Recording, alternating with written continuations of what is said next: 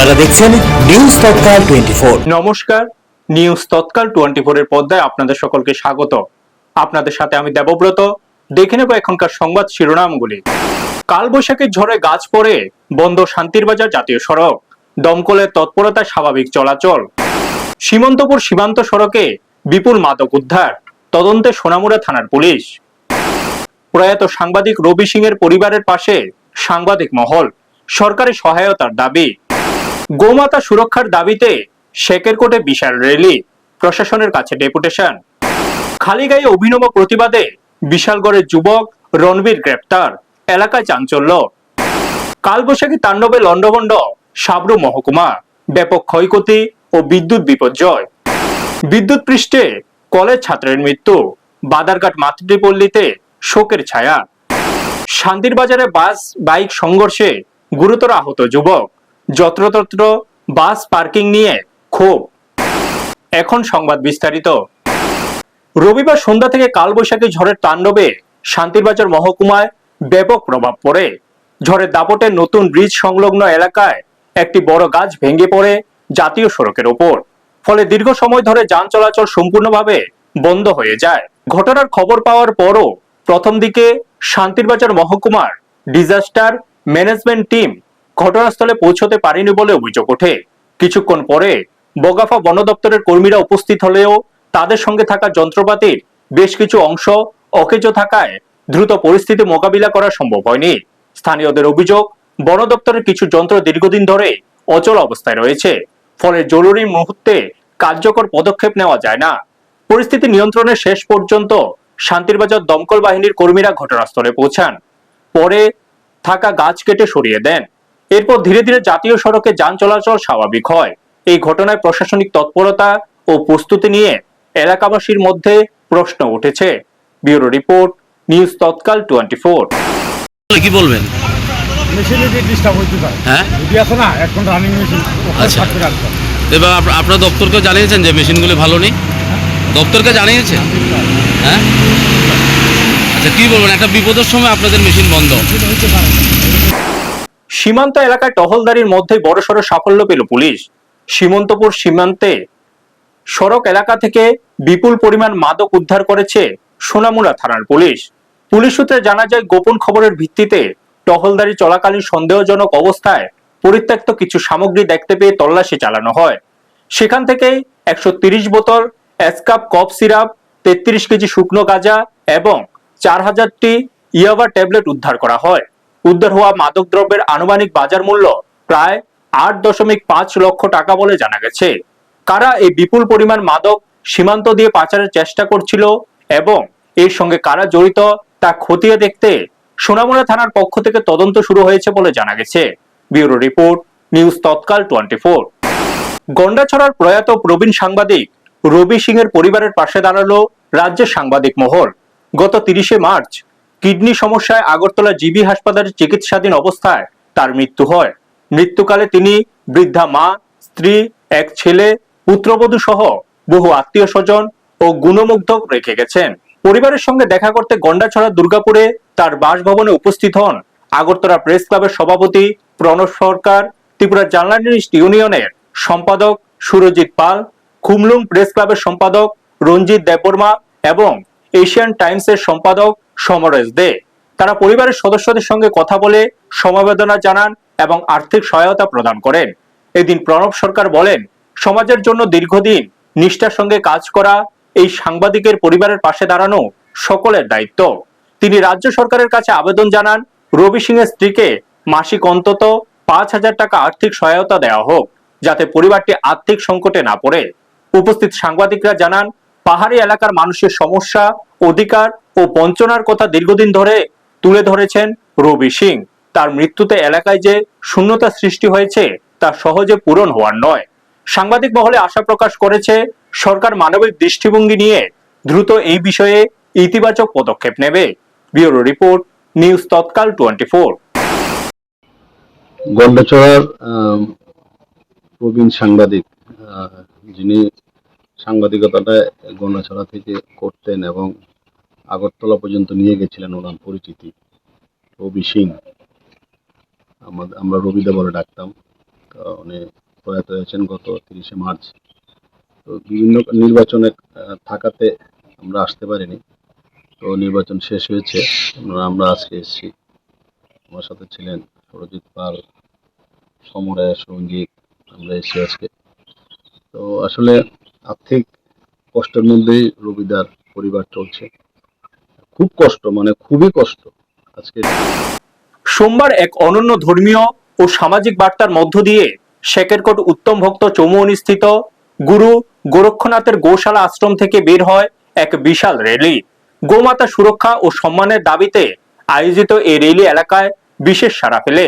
র্যালিটি আশ্রম প্রাঙ্গণ থেকে শুরু হয়ে বিশালগড় মহকুমা শাসক কার্যালয় অতিক্রম করে শেষ পর্যন্ত বিশ্রামগঞ্জ জেলা শাসক কার্যালয়ে গিয়ে মিলিত হয়। সেখানে মহকুমা শাসক ও জেলা শাসকের নিকট সংশ্লিষ্ট বিষয় নিয়ে একটি ডেপুটেশন প্রদান করেছে অংশগ্রহণকারীরা। এই র্যালিতে অত্র এলাকার সনাতনী ভক্তবৃন্দ, গোপালক এবং গোমাতাকে শ্রদ্ধা করেন এমন বহু মানুষ স্বতঃস্ফূর্তভাবে অংশগ্রহণ করেন। শেকেরকোট উত্তম ভক্ত চৌমুহনী স্থিত গুরু গোরক্ষনাথ আশ্রমের মহারাজ স্বামী রোথাসনাথ পুরো কর্মসূচিতে নেতৃত্ব প্রদান করেন। ব্যুরো রিপোর্ট, নিউজ তৎকাল 24। प्रोग्राम क्या आयोजन क्या है? अभी हमारे जय गाय माता की, जय भारत माता की, जय नंदी जी महाराज की। आज का जो ये 27 अप्रैल का जो ये प्रोग्राम है, इसकी जो तैयारी है पिछले मानकर चलो कि 200 दिन से इसकी तैयारी लगातार जो चल रही है। और इसमें जो संस्थापक हैं इस संगठन के, गोरक्षा समान आह्वान अभियान की जो स्थापना की है वो गाय माता ने की है। और जो इसके अध्यक्ष है वो नंदी जी महाराज है। सभी साधु संतों ने मिलकर, पूरे भारतवर्ष के संतों ने मिलकर इस संगठन को जोरों शोर से आगे बढ़ाया है। और आज उसका परिणाम हमारे को देखने के लिए मिल रहा है पूरे भारतवर्ष में। বিশালগড়ে এক অভিনব প্রতিবাদকে কেন্দ্র করে এলাকায় চাঞ্চল্য সৃষ্টি হয়েছে। স্থানীয় যুবক রণবীর নিজের দাবির সমর্থনে খালি গায়ে মিছিল করে রাস্তায় নামেন, যা দ্রুতই মানুষের দৃষ্টি আকর্ষণ করে। প্রত্যক্ষদর্শীদের থেকে জানা গেছে সে প্রথমে মিছিল করেন এবং পরে একটি স্থানে বসে ধর্ণা শুরু করেন। তার এই অবস্থানকে ঘিরে ধীরে ধীরে ভিড় বাড়তে থাকে এবং পরিস্থিতি উত্তপ্ত হয়ে ওঠে। খবর পেয়ে পুলিশ ঘটনাস্থলে পৌঁছে পরিস্থিতি নিয়ন্ত্রণে আনার চেষ্টা করে। আইন শৃঙ্খলা রক্ষার স্বার্থে শেষমেশ তাকে গ্রেপ্তার করা হয়। এই ঘটনাকে ঘিরে এলাকায় মিশ্র প্রতিক্রিয়া দেখা গেছে। ব্যুরো রিপোর্ট, নিউজ তৎকাল 24। রবিবারের বিকেলটা ছিল একেবারেই স্বাভাবিক, কিন্তু সন্ধ্যা হতে মুহূর্তের মধ্যে আকাশের চেহারা বদলে যায়। হঠাৎ করে নেমে আসে কাল বৈশাখীর তাণ্ডব, আর সেই ঝড়ে লণ্ডভণ্ড হয়ে যায় সাবরুম মহকুমার বিস্তীর্ণ এলাকা। মহকুমা জুড়ে বয়ে যাওয়া প্রবল কালবৈশাখী ঝড়ে ব্যাপক ক্ষয়ক্ষতির ঘটনা ঘটেছে। আচমকা শুরু হওয়া ঝড়ো হাওয়া ও বৃষ্টিতে মহকুমার বিভিন্ন এলাকায় আতঙ্কের পরিবেশ সৃষ্টি হয়। ঝড়ের তীব্রতায় বহু বড় গাছ উপড়ে পড়ে, ফলে একাধিক সড়ক অবরুদ্ধ হয়ে যায়। পাশাপাশি অনেক বাড়িঘরও ক্ষতিগ্রস্ত হয়েছে বলে জানা গেছে। মহকুমার পূর্ব হরিণা, পশ্চিম হরিণা, রাজীবনগর, সারচার, জলেফা সহ বিভিন্ন জনজাতি অধ্যুষিত এলাকায় ক্ষয়ক্ষতির পরিমাণ বেশি হয়েছে। বহু বাড়ির টিনের ছাউনি উড়ে গেছে, গাছ পড়ে বিদ্যুতের খুঁটি ভেঙে পড়েছে এবং বেশ কিছু এলাকায় বিদ্যুৎ পরিষেবা ব্যাহত হয়েছে। প্রচুর সংখ্যক মানুষের রাবার বাগানের গাছও নষ্ট হয়েছে। ফলে সাধারণ মানুষের দৈনন্দিন জীবনযাত্রায় বড় ধরনের সমস্যা দেখা দেয়। ঝড়ের সময় আতঙ্কিত মানুষজন ঘরের ভেতরেই আশ্রয় নেন। কৃষকদের ক্ষেতের ফসলেরও ক্ষতি হয়েছে। এছাড়াও গ্রামীণ সড়কের উপর গাছ পড়ে যাওয়ায় কিছু সময়ের জন্য যোগাযোগ ব্যবস্থাও ব্যাহত হয়। এদিকে স্থানীয় প্রশাসন ইতিমধ্যেই ক্ষতিগ্রস্ত এলাকাগুলির পরিস্থিতি খতিয়ে দেখতে শুরু করেছে। ক্ষয়ক্ষতির সঠিক পরিমাণ নিরূপণের কাজ চলছে এবং প্রয়োজনীয় ত্রাণ ও সহায়তা পৌঁছে দেওয়ার প্রস্তুতিও নেওয়া হচ্ছে বলে জানা গেছে। বিদ্যুৎ দপ্তরের কর্মীরা গতকাল রাতে ঝড় শেষ হওয়ার পর থেকে কাজ শুরু করেছে, যা এখনো চলছে। হঠাৎ করে নেমে আসা এই ঝড়ে সাধারণ মানুষের মধ্যে আতঙ্ক ছড়িয়ে পড়লেও ধীরে ধীরে পরিস্থিতি স্বাভাবিক হচ্ছে। ক্ষতিগ্রস্ত পরিবারগুলিকে দ্রুত সহায়তা দেওয়ার জন্য স্থানীয় বাসিন্দারা প্রশাসনের কাছে আবেদন জানিয়েছেন। ব্যুরো রিপোর্ট, নিউজ তৎকাল 24। একটা স্বাভাবিক বিকেল হঠাৎই শোকের আবহে বদলে গেল আগরতলা বাদারঘাট মাতৃপল্লী এলাকায়। বিদ্যুৎস্পৃষ্ট হয়ে এক কলেজ ছাত্রের মৃত্যুকে কেন্দ্র করে এলাকায় নেমে আসে গভীর শোক। জানা গেছে মৃত যুবকের নাম বিশাল সাহা, বয়স 19। সে রামঠাকুর কলেজের দ্বিতীয় সেমিস্টারের ছাত্র ছিল। স্থানীয় সূত্রে খবর, কোনোভাবে বিদ্যুতের সংস্পর্শে এসে সে গুরুতরভাবে আহত হয়। পরে তাকে উদ্ধার করে হাসপাতালে নিয়ে গেলে চিকিৎসকরা মৃত ঘোষণা করেন। এই ঘটনায় এলাকার শোকের ছায়া নেমে এসেছে। পরিবারে কান্নার রোল পড়ে যায়। পাশাপাশি সহপাঠী ও প্রতিবেশীরাও গভীরভাবে মর্মাহত। এমন অকাল মৃত্যুকে ঘিরে গোটা এলাকায় নেমে এসেছে শোকের পরিবেশ। ব্যুরো রিপোর্ট, নিউজ তৎকাল 24। সারা বাড়ি বলে শর্ট হয়ে রয়েছিল না কি জানি, হ্যাঁ ম্যাগি সিদ্ধ বুয়াইছিল, ম্যাগি খাইবো, এবারে বাইরে গিয়ে আর কি তারটা ধরছই নাকি কইতে পারি না, বলে পইরা গেছে গা।